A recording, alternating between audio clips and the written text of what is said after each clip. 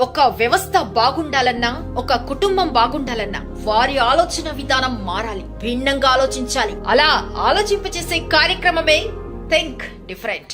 ఈ ప్రపంచంలో ఎంతో మంది నాయకులను, రాజులను, మహానుభావులను చూసి మనము వారిలా తయారైతే ఎంత బాగుంటుందో అనుకుంటూ ఉంటాం, కలలు కంటూ ఉంటాం. మనం ఈ చరిత్ర తిరగరాస్తే చరిత్రను సృష్టించిన మహానుభావుడిని తీసుకున్న వారికి ఉండే ఒక గొప్ప లక్షణం అకుంఠితమైన ధైర్యం. వివేకానందుల వారిని చూసినా, ఛత్రపతి శివాజీ గారిని చూసినా, మహాత్మా గాంధీ గారిని చూసినా, ఎవరిని చూసినా గమనించి చూస్తే వారిలా ఉండేది ఒకే ఒక లక్షణం.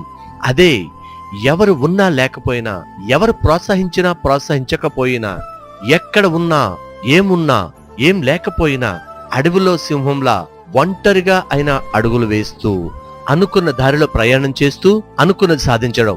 కాబట్టి మనల్ని కూడా అందరూ రాజులా చూడాలి, గౌరవించాలి అనుకుంటే మనం కూడా సింహంలా జీవించాల్సిందే.